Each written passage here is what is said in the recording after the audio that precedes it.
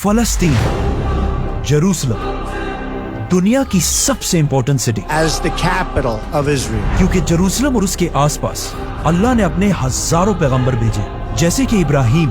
दाऊद और सुलेमान अलैहिमुस्सलाम। और यहूदियों के मुताबिक इस सिटी यरूशलेम का नाम सबसे पहले एक बहुत बड़े पैगंबर नूह अलैहिस्सलाम के बेटे साम ने रखा था, जिसका मतलब है यरूशलेम, द सिटी ऑफ पीस। लेकिन उस टाइम से लेकर आज तक इस सिटी में कभी पीस नाम की कोई चीज देखी नहीं, क्योंकि जेरूसलम दुनिया के 3 बड़े रिलीजन यहूदी, क्रिश्चियनिटी और इस्लाम सबके लिए एक होली सिटी। क्योंकि जेरूसलम के अंदर ये जो जगह है जिसे बैतुल मक़दस कहा जाता है, इसकी ये साइड वेस्टर्न वॉल है, जो आज यहूदियों के लिए सबसे होली जगह है। यहां से थोड़ी दूर एक चर्च है जो आज क्रिश्चियंस के लिए सबसे होली साइट है, क्योंकि क्रिश्चियंस का मानना है कि इस चर्च के नीचे आज तक ईसा अलैहिस्सलाम की खाली कब्र मौजूद है। और इसी बैतुल मक़दस के ऊपर मस्जिद अक्सा भी बनी हुई है, क्योंकि बैतुल मक़दस मुसलमानों के लिए भी मक्का और मदीना के बाद दुनिया की सबसे होली जगह है। जब रसूलुल्लाह सल्लल्लाहु अलैहि वसल्लम मक्का में थे, उन्होंने कई साल तक मक्का के लोगों को इस्लाम की तरफ आने की दावत दी, लेकिन उनकी बहुत कोशिश के बाद भी मक्का के सिर्फ कुछ ही लोगों ने उनकी बात पर इस्लाम कबूल किया। और ये लोग भी मक्का के कोई पावरफुल लोग नहीं, बल्कि इनमें बहुत सारे ऐसे थे जो मक्का के सबसे कमजोर लोगों में से थे, जिसकी वजह से मक्का के लोग इन पर बहुत जुल्म किया करते थे। इस सब के बाद भी आप सल्लल्लाहु अलैहि वसल्लम इन सब से कहते रहते कि आज तो मुसलमान कमजोर है, लेकिन एक दिन ऐसा जरूर आएगा कि मुसलमान रोमन और पर्शियन एम्पायर दोनों को फतह करेंगे। जिस पर मक्का के लोग उनका बहुत मजाक उड़ाते थे और कहते थे कि ये लोग हमारा यहाँ मक्का में मुकाबला नहीं कर सकते, तो ये रोमन और पर्शियन एम्पायर से कैसे लड़े।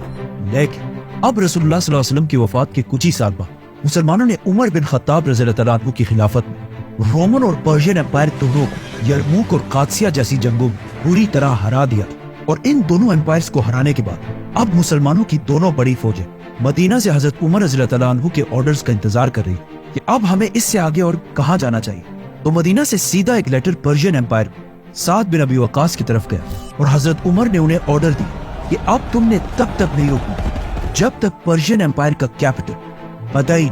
फतह ना हो जाए और पूरी पर्शियन एम्पायर मुसलमानों के कंट्रोल में ना आ जाए, तब तक तुमने पीछे नहीं हटना। तो साद बिन अबी वक्कास मुसलमानों की फौज के साथ पूरी पर्शियन एम्पायर को फतह करने के लिए रवाना हुए। पर्शियन एम्पायर में तो मुसलमानों की फौज आहिस्ता आहिस्ता कैपिटल की तरफ बढ़ने लगी। अब वहाँ रोमन एम्पायर मुसलमानों ने यरमूक की जंग जीतने के बाद बहुत तेजी से उन सारे इलाकों को दोबारा फतह कर लिया था जिन्हें वो इससे पहले छोड़ चुके थे। और इस सारे इलाके को फतह करने के बाद अब मुसलमान मदीना से हजरत उमर रज़ियल्लाहु तआला अन्हु के ऑर्डर का इंतजार कर रहे थे। तो फौरन मदीना से हजरत अबू उबैदा के लिए एक लेटर पहुंचा कि मुसलमानों की पूरी ताकत को साथ लेकर रोमन एम्पायर की सबसे होली सिटी, पैगंबरों की सिटी जेरूसलम की तरफ जाओ और उसे खिलाफत के कंट्रोल में लाओ।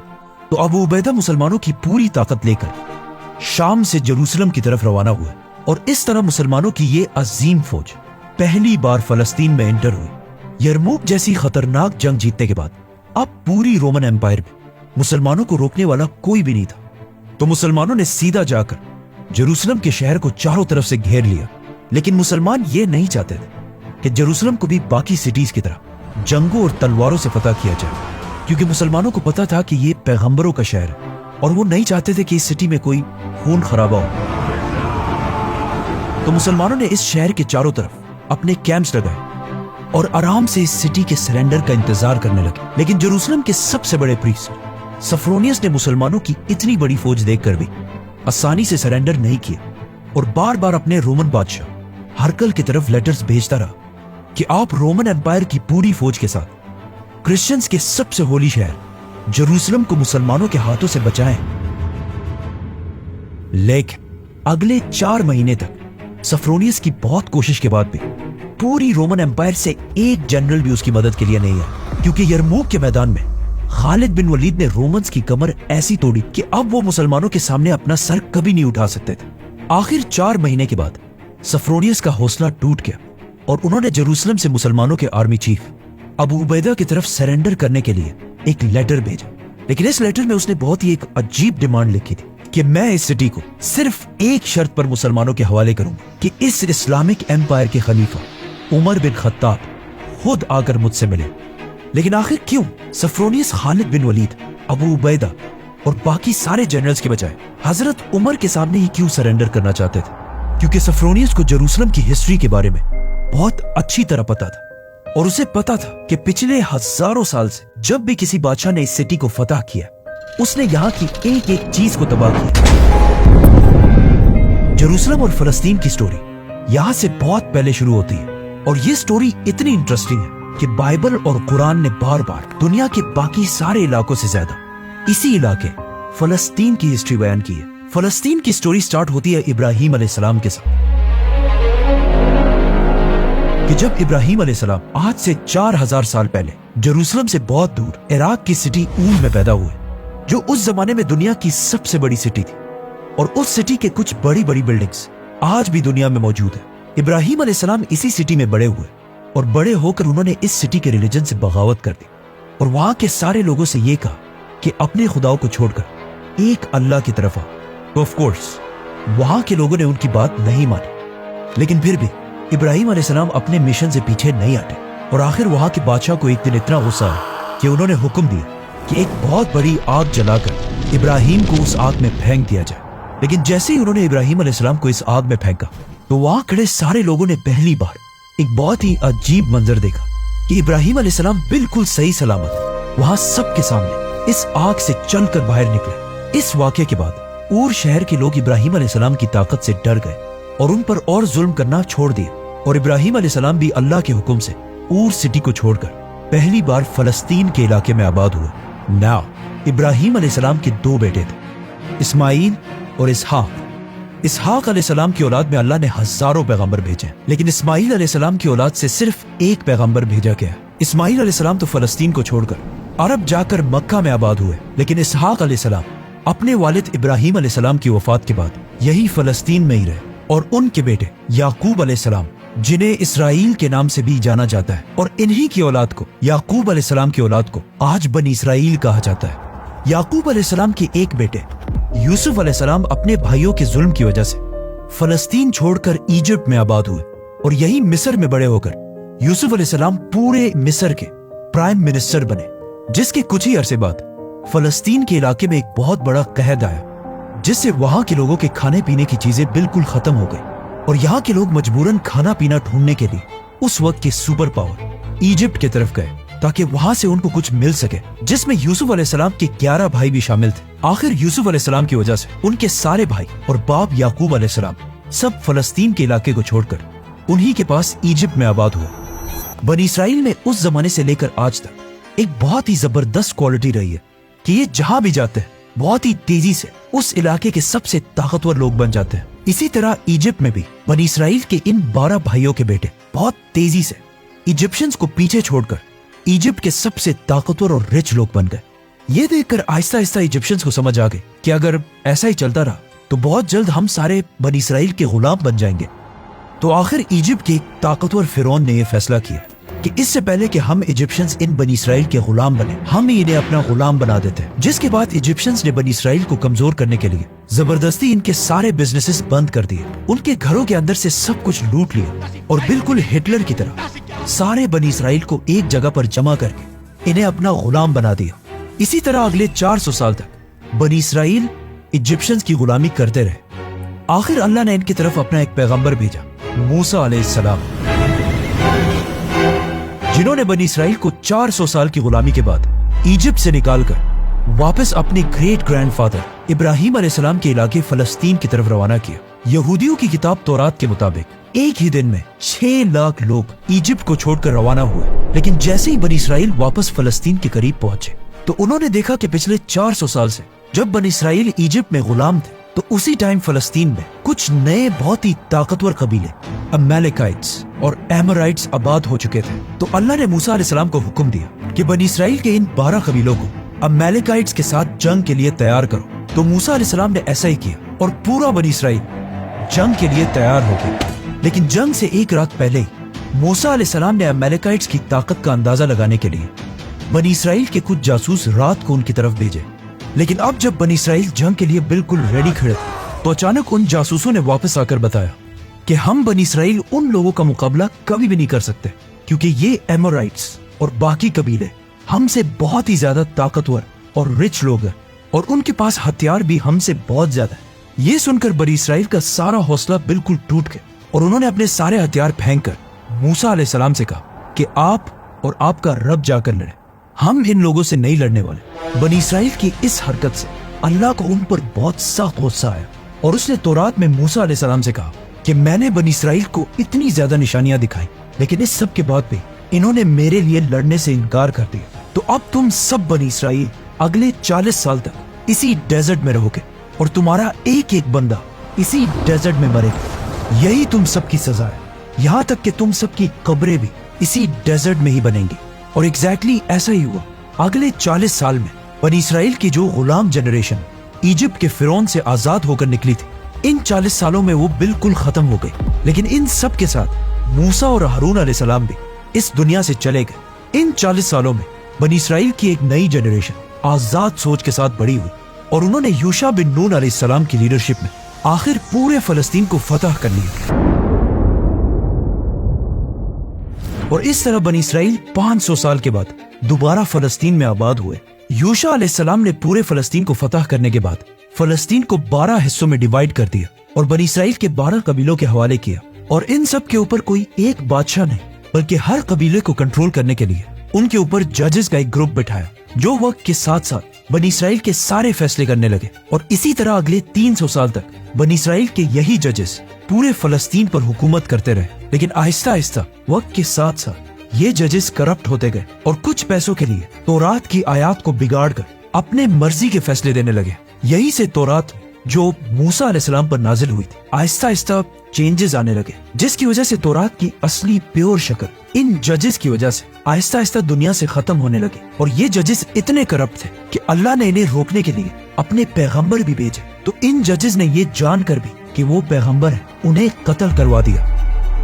آخر ان ججز کی 300 سال کی کرپشن کی وجہ سے بنی اسرائیل بہت ہی کمزور ہو گئے، جس کا فائدہ اٹھا کر پاس کے ایک طاقتور نئے قبیلے جنہیں فلسطینز کہا جاتا تھا بنی اسرائیل پر آ کر حملہ کر دیا، اور اس قوم کے لیڈر کا نام جالوت، جس نے بہت تیزی سے بنی اسرائیل سے یہ سارے علاقے چھین لیے اور ایون ان کے کیپٹل جروسلم کو بھی فتح کر لیا۔ اب اس سے بنی اسرائیل کے لوگوں کو آخر 300 سال بعد سمجھ آ گئے کہ انہی ججز کے غلط فیصلوں کی وجہ سے آج ہم سب برباد ہو چکے ہیں۔ تو وہ سب اس وقت کے پیغمبر سیمیول کے پاس جمع ہوئے اور ان سے ریکویسٹ کی کہ آپ ان ججز کو ہٹا کر پورے بنی اسرائیل کے لیے ایک یونائٹڈ طاقتور بادشاہ چوز کریں تاکہ ہم ان دشمنوں کا مقابلہ کر سکیں۔ تو سیمیول نے بنی اسرائیل کا پہلا بادشاہ چوز کیا جس کا نام تھا طالوت۔ تو طالوت بنی اسرائیل کی فوج کو لے کر جالوت سے لڑنے کے لیے روانہ ہوا اور دونوں فوجیں ایک دوسرے کے آمنے سامنے ہوئی۔ جنگ سے پہلے جالوت اپنی فوج سے سامنے آیا اور بنی اسرائیل کو لڑنے کا چیلنج دیا، لیکن کافی دیر تک بنی اسرائیل سے کسی نے بھی آگے جا کر اس کا چیلنج ایکسپٹ نہیں کیا،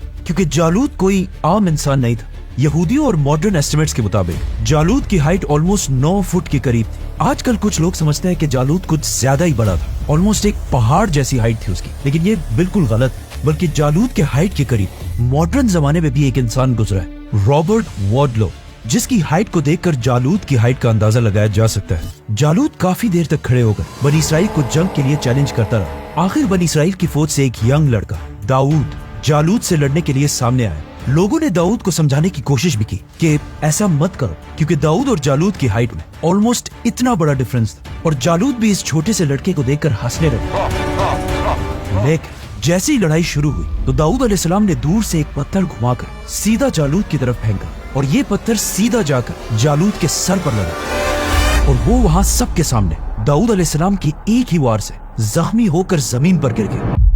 اپنے لیڈر کو اتنی آسانی سے گرتے ہوئے دیکھ کر اس کی ساری فوج کا مورال بالکل ڈاؤن ہو گیا۔ یہ دیکھ کر طالوت نے بنی اسرائیل کو حملے کا حکم دیا، اور کچھ ہی دیر میں جالوت کی پوری فوج جنگ چھوڑ کر بھاگ گئی۔ جنگ میں داؤد علیہ السلام کی بہادری دیکھ کر وہ پورے بنی اسرائیل میں ایز اے وارئر مشہور ہوئے، اور طالوت کے بعد داؤد علیہ السلام پورے فلسطین کے بادشاہ بنے۔ داؤد علیہ السلام فلسطین کے سب سے طاقتور بادشاہ تھے، لیکن ان کی وفات کے بعد ان کے بیٹے سلیمان علیہ السلام کو اللہ نے ایسی بادشاہت دی جو ان کے بعد پوری دنیا میں کسی کو نہیں ملی۔ مطلب اللہ نے سلیمان علیہ السلام کو ہواؤں، پرندوں، جنات سب پر کنٹرول دیا تھا، اور اسی طاقت کو یوز کر کے انہوں نے اپنے کیپٹل جروسلم میں ایک بہت بڑی مسجد بنائی جسے آج ٹیمپل آف سولومن کہا جاتا ہے۔ یہ ٹیمپل اس زمانے میں دنیا کی سب سے بڑی بلڈنگز میں سے ایک، اور کہا جاتا ہے کہ یہ صرف ایک عبادت کی جگہ نہیں بلکہ بنی اسرائیل کا پارلیمنٹ بھی، جہاں سے سلیمان علیہ السلام اپنی پوری امپائر کو چلاتے تھے۔ سلیمان علیہ السلام کی وفات کے بعد بنی اسرائیل نے ان کے بیٹے رہوبوم کو پورے فلسطین کا نیا بادشاہ بنایا، لیکن رہوبوم اپنے والد سلیمان کی طرح کوئی ذہین بادشاہ نہیں تھا، جس کی وجہ سے اس کے خلاف پورے فلسطین میں بغاوتیں ہونے لگی، اور اس طرح سلیمان علیہ السلام کی یہ عظیم امپائر دو حصوں میں ڈیوائیڈ ہو گئی۔ اس ڈویژن میں ایک طرف بنی اسرائیل کے 10 قبیلے آباد ہوئے اور دوسری طرف صرف 2 قبیلے رہے، اور یہ سب آپس میں ہی لڑنے لگے، جس سے اگین بنی اسرائیل اتنے کمزور ہوئے کہ ایک دوسری قوم نے بنی اسرائیل کے ان 10 قبیلوں پر حملہ کر دیا، اور بنی اسرائیل کے ان 10 ٹرائبز کو ہمیشہ کے لیے فلسطین سے نکال دیا۔ یہودی اسکالرز کے مطابق یہ 10 ٹرائبز فلسطین کو چھوڑ کر ایسٹ کی طرف گئے اور وہیں پر آباد ہوئے۔ آج بہت سارے ہسٹورینز یہ سمجھتے ہیں کہ یہ 10 ٹرائبز کوئی اور نہیں بلکہ افغانستان اور پاکستان کے پٹھان پختون قبیلے ہیں۔ اب پیچھے فلسطین میں صرف 2 ہی قبیلے رہ گئے، اور ان میں بھی بڑا قبیلہ یہودا قبیلہ تھا، اور اسی قبیلے کی وجہ سے آہستہ آہستہ ان کا نام بنی اسرائیل سے چینج ہو کر یہودی پڑا۔ لیکن ان یہودیوں پر بھی کچھ عرصے بعد بیبلونین امپائر کے بادشاہ بخت نصر نے حملہ کر دیا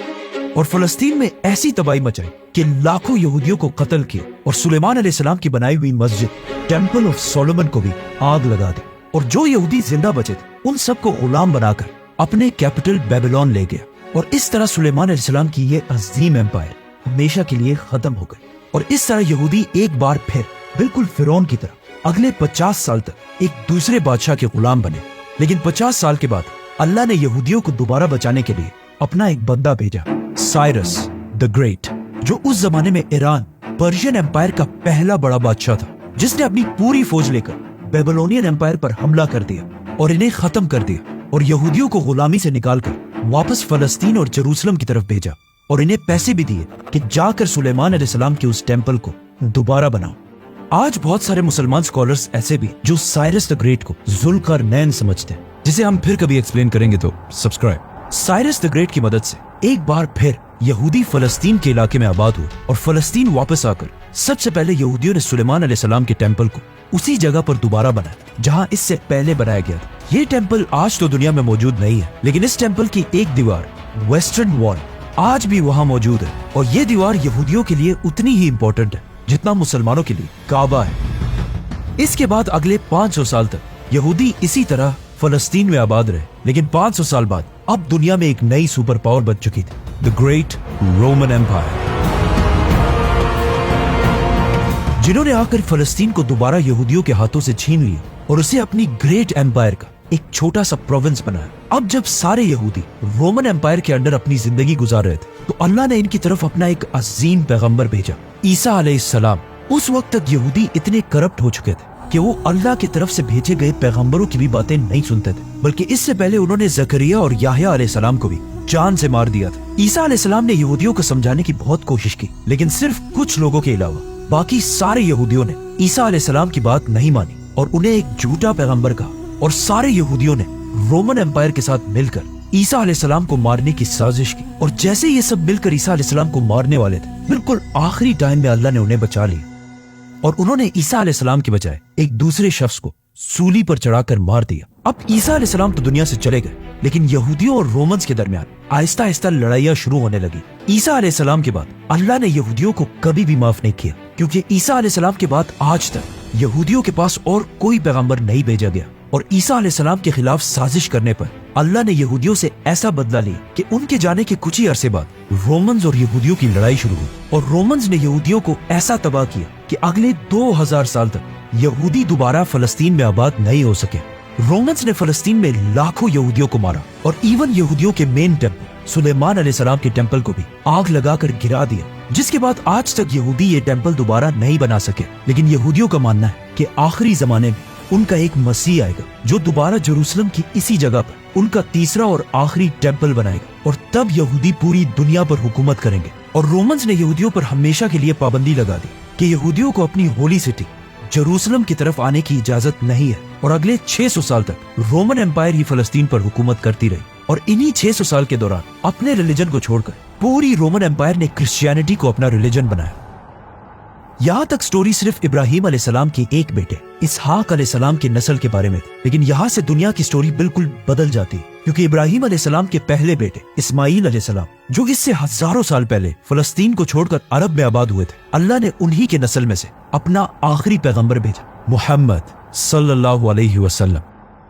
अब जब मक्का में रसूलुल्लाह सल्लल्लाहु अलैहि वसल्लम लोगों को इस्लाम की दावत दे रहे थे, तो उसी टाइम एक बार फिर फलस्तीन पर हमला किया गया, लेकिन इस बार ये हमला पर्शियन एम्पायर के बादशाह ने किया। उसने जेरूसलम को फतह करके यहाँ 1 लाख क्रिश्चियंस को मार दिया और अगेन जेरूसलम की पूरी सिटी को तबाह कर दिया और यहाँ के चर्चेस को भी आग लगा दी और उस क्रॉस को भी अपने साथ वहाँ से ले गए, जिस पर क्रिश्चियंस समझते हैं कि ईसा अलैहिस्सलाम को मारा गया था। आज भी दुनिया के हर चर्च में इसी क्रॉस की कॉपी बनाकर लगाई जाती है। इस सब के कुछ ही अरसे बाद रोमन एम्पायर ने पर्शियंस को तो हरा दिया और जेरूसलम को दोबारा आबाद कर लिया। ये इतनी अजीम जंग थी कि कुरान के सूरह रोम में इस जंग के बारे में आयत भी भेजी गई, जिसे हम इस वीडियो में एक्सप्लेन कर चुके हैं। इस सब के बाद रोमन एम्पायर ने तो पर्शियंस को हरा दिया और अपने क्रॉस को वापस लाकर पूरे जेरूसलम की सिटी को दोबारा आबाद किया। और अब रोमन एम्पायर का ख्याल था कि उन्हें चैलेंज करने वाला दुनिया में अब कोई भी नहीं। लेकिन साथ ही अरब में मुसलमानों की खिलाफत बहुत तेजी से आगे बढ़ रही थी और मुसलमानों की खिलाफत इतनी मजबूत हो चुकी थी कि कुछ ही सालों में हजरत उमर रज़ियल्लाहु तआला अन्हु की खिलाफत में एक बार फिर जेरूसलम को चारों तरफ से घेर लिया गया। नाउ जेरूसलम के लीडर सफरोनियस को इस सिटी की हिस्ट्री का बहुत अच्छी तरह पता था और उसे पता था कि इससे पहले जिसने भी इस सिटी को फतह किया उसने इस सिटी की एक एक चीज को तबाह किया। तो अब सफरोनियस इस बात से डर रहा था कि अब मुसलमान भी इस सिटी का वही हाल ना करें जो इससे पहले बाकियों ने किया था। सफरोनियस जेरूसलम से अपने बादशाह हरकल की तरफ लेटर्स भेजता रहा कि वो आकर इसकी मदद कर सके, लेकिन 4 महीने गुजरने के बाद भी कोई भी उसकी मदद के लिए नहीं आया। तो उसने मजबूरन इस सिटी को सरेंडर करने का इरादा किया, लेकिन सरेंडर से पहले उसने एक बहुत ही अजीब डिमांड रखी जो इससे पहले किसी ने भी नहीं रखी थी। सफरोनियस ने मुसलमानों के जनरल अबू उबैदा की तरफ लेटर भेजा कि मैं सिर्फ एक ही शर्त पर इस अजीम सिटी को मुसलमानों के सामने सरेंडर करूंगा कि मुसलमानों के खलीफा उमर बिन खत्ताब खुद आकर मुझसे मिले, क्योंकि सफरोनियस के दिल में अब जेरूसलम को बचाने की सिर्फ एक ही उम्मीद थी, खलीफा उमर बिन खत्ताब। क्योंकि सफरोनियस ने इससे पहले हजरत उमर के बारे में बार बार सुना था कि हजरत उमर दुनिया के बाकी सारे बादशाहों से बहुत ही डिफरेंट है, बल्कि वो अपने आप को बादशाह कहलवाना भी पसंद नहीं करते और दुनिया का सबसे ताकतवर इंसान होने के बाद भी बिल्कुल आम लोगों की तरह जिंदगी गुजारते हैं। हजरत उमर रज़ियल्लाहु तआला अन्हु की यही सिंपलिसिटी की स्टोरीज पूरी दुनिया में मशहूर हो चुकी थी कि एक बार एक रोमन जनरल मुसलमानों की कैपिटल मदीना है और सहाबा से कहा कि मुझे खलीफा उमर से मिलना है। उस जनरल का ख्याल था कि हजरत उमर जरूर किसी बहुत बड़े महल या पैलेस में रह रहे होंगे कि मुसलमानों का इतना अजीम खलीफा जिसके नाम से पूरी दुनिया कांपती है एक दरख्त के नीचे पत्थर पर सर रखकर आराम फरमा रहे। हजरत उमर रज़ियल्लाहु तआला अन्हु की इसी सादगी का सफरोनियस को बहुत अच्छी तरह पता था और उसे पता था कि जेरूसलम को तबाही से सिर्फ हजरत उमर ही बचा सकते हैं। तो अबू उबैदा ने मजबूरन हजरत उमर रज़ियल्लाहु तआला अन्हु की तरफ खत भेजा कि बगैर किसी खून खराबे के अब जेरूसलम को सिर्फ आप ही फतह कर सकते हैं। ये देखकर हजरत उमर रज़ियल्लाहु तआला अन्हु ने सारे बड़े सहाबा को अपने पास जमा किया और उनसे पूछा कि अब मुझे क्या करना चाहिए, जिस पर हजरत उस्मान रज़ियल्लाहु तआला अन्हु ने मशवरा दिया कि आपको जेरूसलम की तरफ नहीं जाना चाहिए, क्योंकि रोमन्स ऑलमोस्ट ये जंग हार चुके हैं और अब उनकी इतनी औकात नहीं है कि खलीफा खुद उनके पास जाए। लेकिन वहाँ पर हजरत अली रज़ियल्लाहु तआला अन्हु की राय ये थी कि हजरत उमर को जेरूसलम की तरफ जरूर जाना चाहिए। उमर रज़ियल्लाहु तआला अन्हु को वहाँ सबसे ज्यादा हजरत अली रज़ियल्लाहु तआला अन्हु की राय पसंद आई।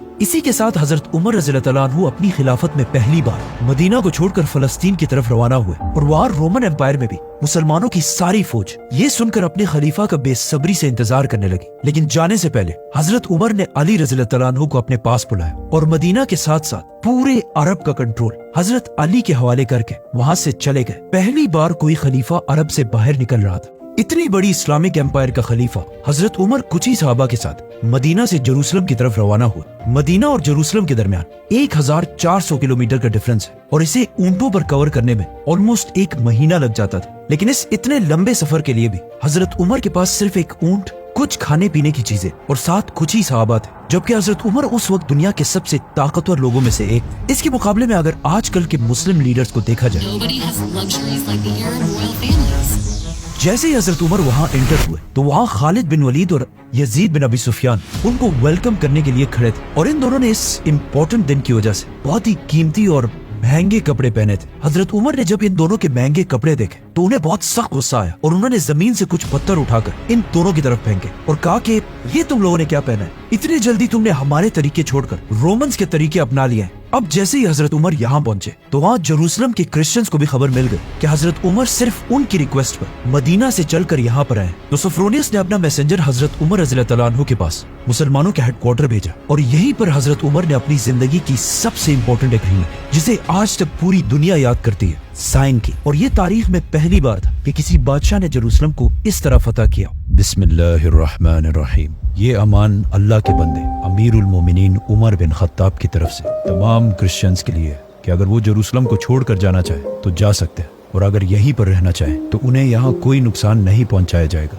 मुसलमान किसी चर्च को नहीं गिराएंगे, मुसलमान किसी से उनका माल नहीं छीनेंगे, किसी को जबरदस्ती इस्लाम लाने पर मजबूर नहीं किया जाएगा, यहाँ तक कि किसी के साथ बदसलूकी रेसिज्म भी नहीं किया जाएगा। मुसलमान किसी से भी जबरदस्ती उनकी जमीनें नहीं छीनेंगे। बाकी हर सिटी की तरह इन्हें मुसलमानों को टैक्स जिजिया देना पड़ेगा। इस एग्रीमेंट में हजरत उमर और क्रिश्चियंस के दरमियान सिर्फ एक ही चीज पर क्लैश आया, यहूदी। क्योंकि क्रिश्चियंस यहूदियों से इतनी नफरत करते थे कि पिछले 600 साल से रोमन्स ने यहूदियों के जेरूसलम आने पर पाबंदी लगा दी थी। हालांकि ये यहूदियों के लिए सबसे इम्पोर्टेंट जगह थी। क्रिश्चियंस ने जेरूसलम सरेंडर करने से पहले यही डिमांड रखी थी कि मुसलमान भी बिल्कुल पहले की तरह यहूदियों के इस सिटी में आने पर पाबंदी लगा दे। लेकिन हजरत उमर को उनकी ये बात पसंद नहीं आई और इस एग्रीमेंट में लिखा कि यहूदी जब भी जेरूसलम आना चाहे आ सकते। लेकिन हजरत उमर को पता था कि अगर 600 साल बाद यहूदी दोबारा आकर जेरूसलम में आबाद हुए तो यहाँ के क्रिश्चियंस और यहूदियों के दरमियान बहुत बड़ी लड़ाई शुरू होती, क्योंकि ये सिटी सब रिलीजन्स के लिए एक होली सिटी थी। तो हजरत उमर ने ऑर्डर दिया कि यहूदी यहाँ आ तो सकते हैं लेकिन यहाँ रह नहीं सकते। हजरत उमर रज़ियल्लाहु अन्हु का ये ऑर्डर इतना ब्रिलियंट,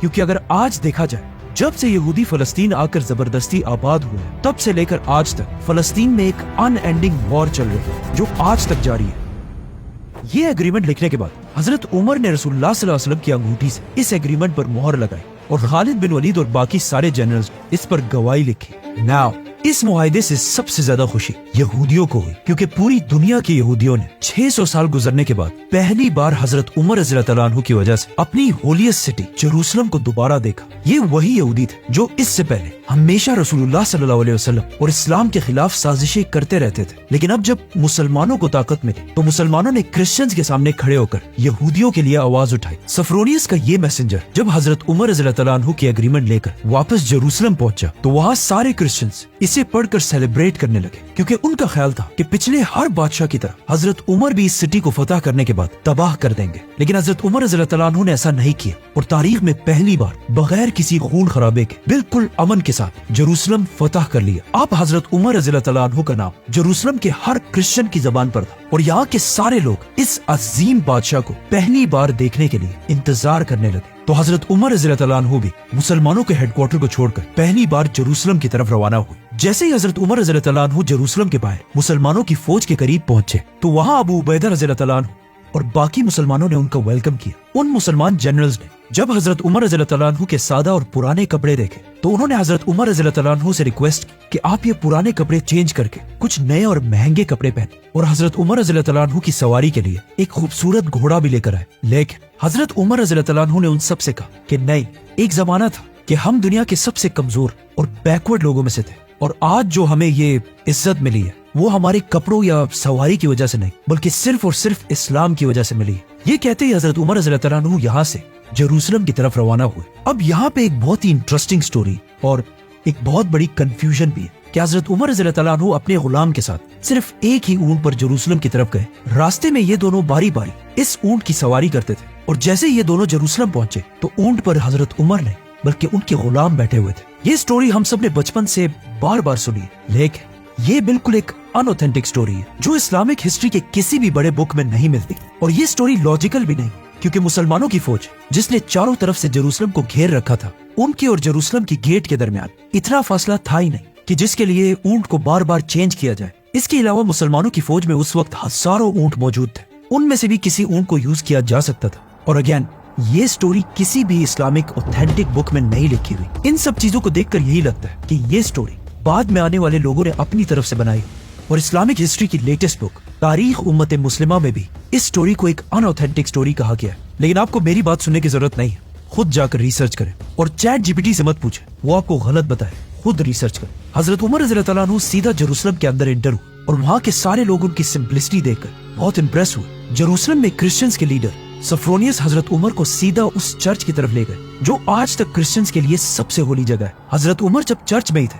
तो नमाज का वक्त हुआ। सफ्रोनियस ने वहीं पर हजरत उमर को चर्च के अंदर ही नमाज पढ़ने की रिक्वेस्ट की, लेकिन हजरत उमर ने वहां नमाज नहीं पढ़ी और कहा कि अगर मैंने यहाँ पर नमाज पढ़ ली तो मुसलमान जरूर इस चर्च को एक दिन मस्जिद में कन्वर्ट करेंगे। और हजरत उमर नहीं चाहते थे कि मुसलमान क्रिश्चियंस की इस होली जगह को बदल दें। और हजरत उमर की बात बिल्कुल सही थी, क्योंकि आज इस चर्च के करीब ही उमर बिन खत्ताब के नाम से एक मस्जिद बनाई गई। हजरत उमर यहाँ से सीधा बैतुल मकदस की तरफ गए और देखा कि रोमन्स ने यहूदियों की नफरत की वजह से बैतुल मकदस को गंदगी का ढेर बनाया हुआ है। तो हजरत उमर बाकी सहाबा के साथ खुद अपने हाथों से बैतुल मकदस की सफाई करने लगे। हजरत उमर रज़ियल्लाहु तआला अन्हु ने बैतुल मकदस की पूरी सफाई के बाद यहाँ पर सहाबा की एक मीटिंग बुलाई कि हमें यहाँ पर मस्जिद कौन सी जगह पर बनानी चाहिए। तो काब रज़ियल्लाहु तआला अन्हु ने मशवरा दिया, जो इस्लाम लाने से पहले यहूदी थे, कि हमें मस्जिद बैतुल मकदस के इस पत्थर के पीछे बनानी चाहिए ताकि हम बैतुल मकदस और काबा दोनों को सामने रखकर नमाज पढ़ सके। लेकिन इस बात पर हजरत उमर को बहुत सख्त गुस्सा आया और उन्होंने काब से कहा कि तुमसे अभी तक यहूदियों की आदतें नहीं निकली। उसके बाद हजरत उमर रज़ियल्लाहु तआला अन्हु ने हुक्म दिया